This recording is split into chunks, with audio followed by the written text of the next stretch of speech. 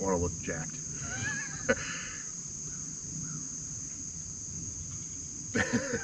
Dude, you had good striations in your shoulder when you done that. Oh, really? Yeah.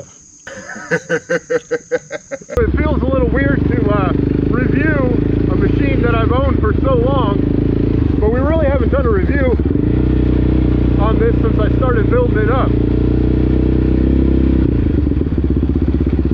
We did the initial impressions a couple years ago, and it has been that long since I've really tried to film anything with it. Hey guys, welcome back to Dirt Obsession.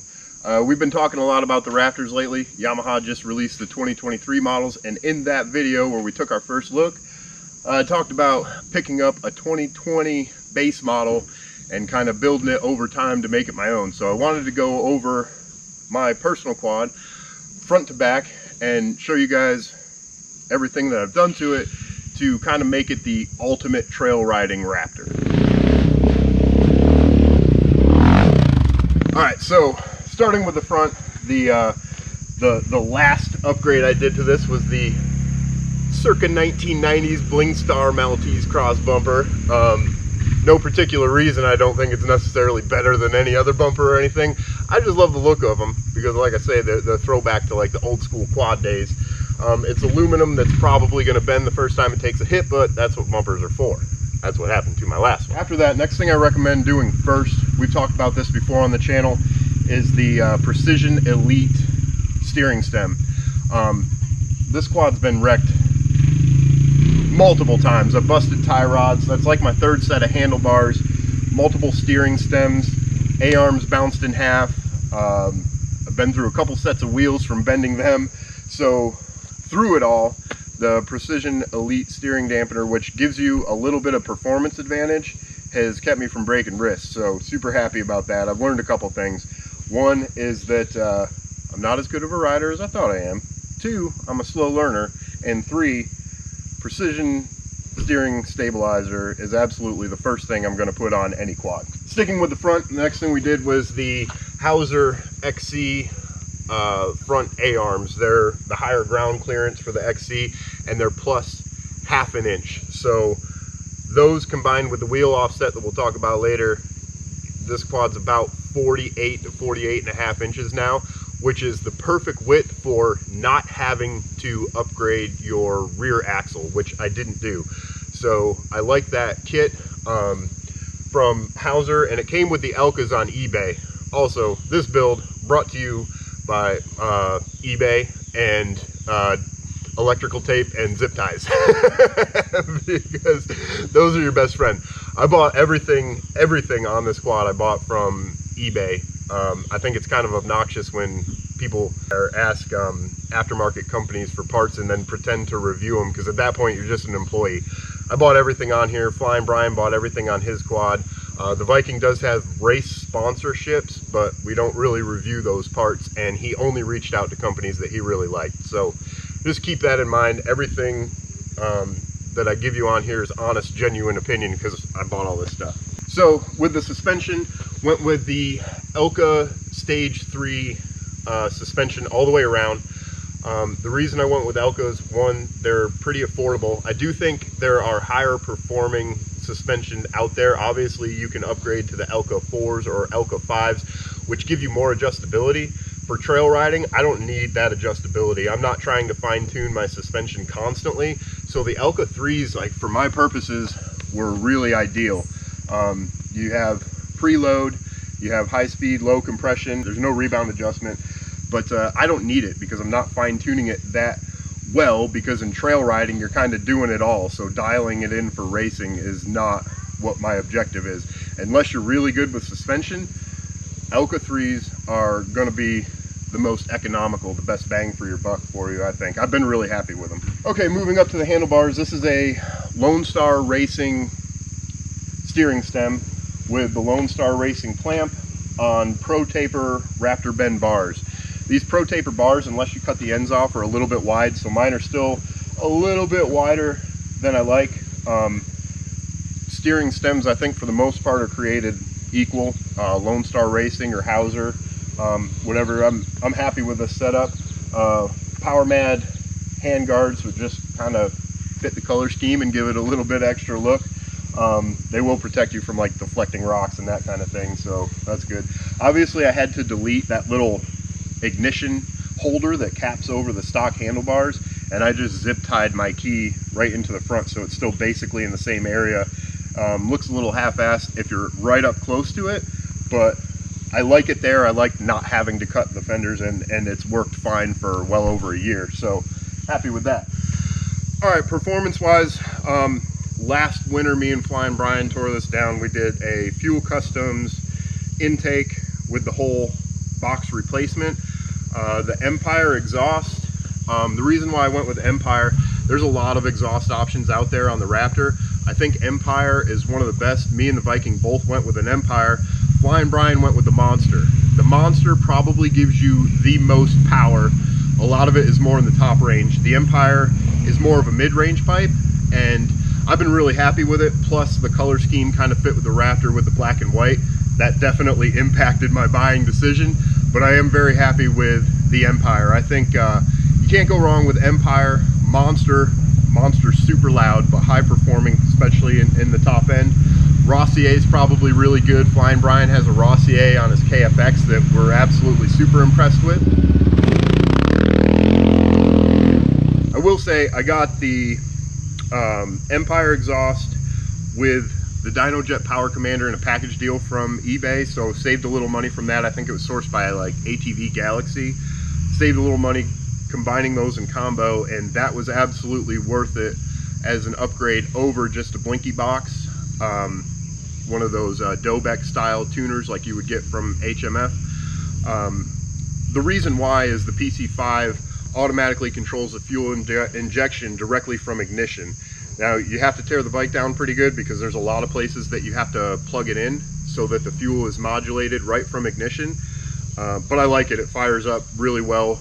Flying Brian has a blinky box with his Monster. We definitely notice a little bit of starting differences between the two, but once it's running, the blinky box does fine. So whichever way you want to go. I went with the Power Commander. Also went with Mr. Cuervo Racing's map for the Fuel Customs intake with the Empire exhaust for a 2015 or newer Raptor. Mr. Cuervo Racing is Mr. Raptor man. He absolutely knows his stuff. So definitely recommend reaching out to him if you go with this style setup and you need a fuel map. Another one of the first things you're going to want to do on either a Raptor or a Grizzly, anything with a 686, is the AIS delete. You can also get that from Mr. Cuervo Racing. It's like less than 20 bucks. In that vein, there's also a oil plug adapter that you can get that makes it like a 10 mil, I believe, so that your oil plug is 10 mil, and it makes it just a little bit easier. You don't have to worry about stripping the case. So I did both of those. I did the AIS delete and the precision steering stabilizer before I even rode the quad. Dwt Wheels. Dwt Wheels to replace the steel wheels. We have all tried the Elba bead locks, and I really don't recommend the Elba bead locks. They are super heavy, like unbelievably heavy.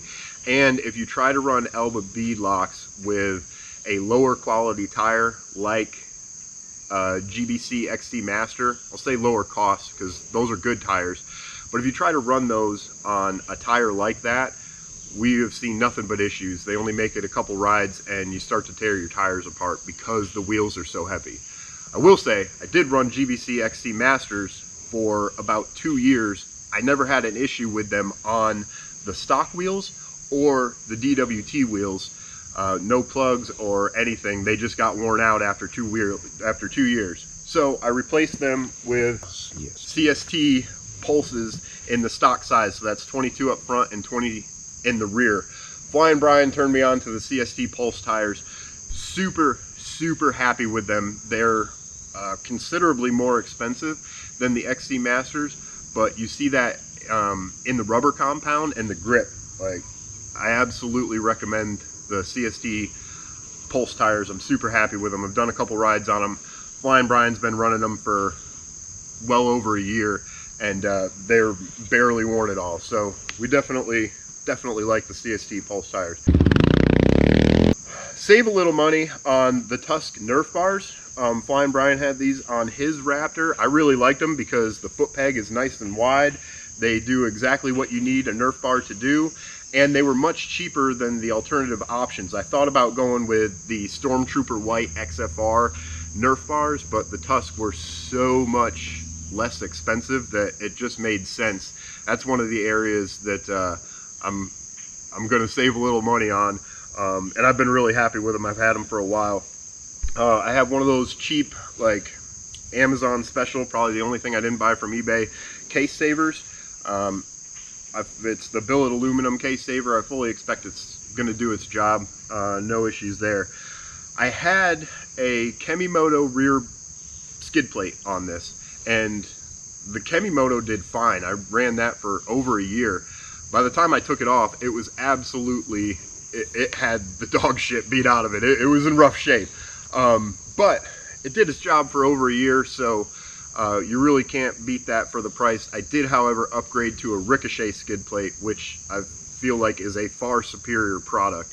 It's much thicker. It's got a better chain guiding rail in the back, so I'm really happy with the Ricochet rear skid plate. On the front, I do have the DRW because that was that nice thick UHMW material. Anyway, so the front skid plate, have the DRW stuff. Pretty happy with that. Do have ODI grips. Forgot to mention this because we just put the ODI grips on everything. They're so much better than stock grips. That's one of the first things that I'll buy for any quad. Got some cheapo levers because I go I go through levers and handlebars quite a bit.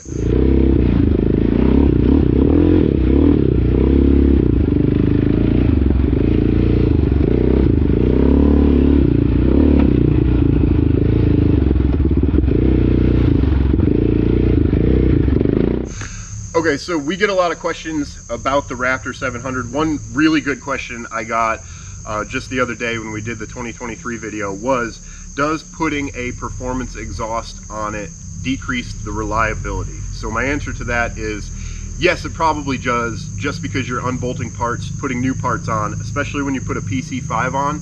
You are swapping out like the fuel injector, the air sensor, you're plugging it into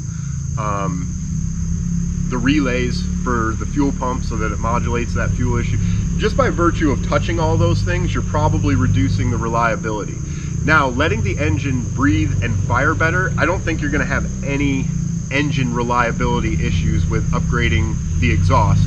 But whenever you start unbolting and bolting stuff on, you have that human factor that you have to deal with.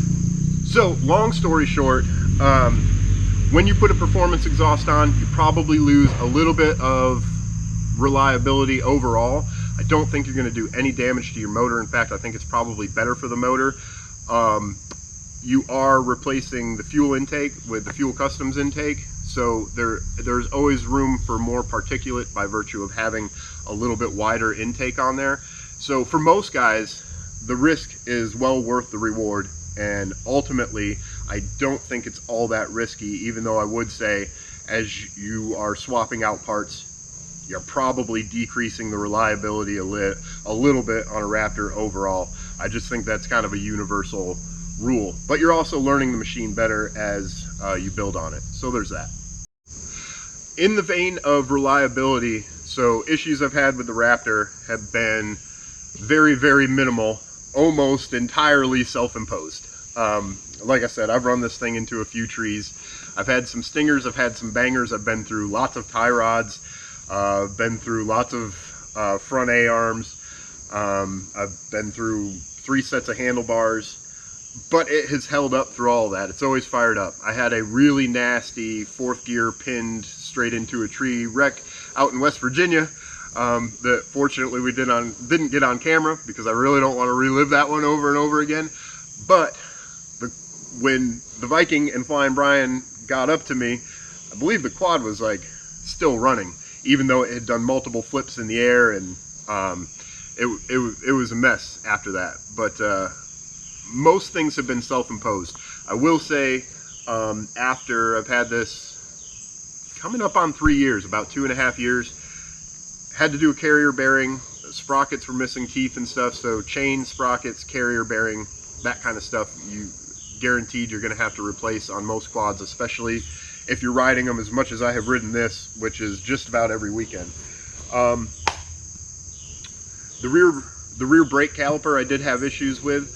The rear brake caliper got very, very loose. That was partially corrected with the carrier bearing.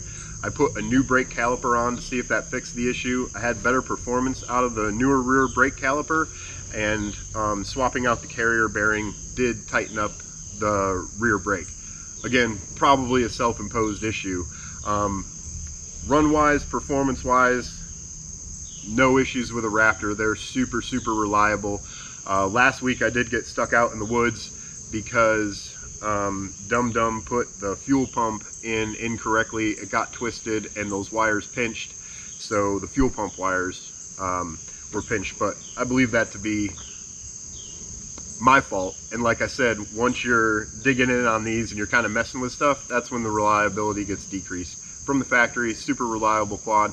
Just do that AIS delete, throw your precision stabilizer on and run it. Because I will say, even with pogos, I ran this quad for over a year just in totally stock form with the stabilizer and the AIS delete.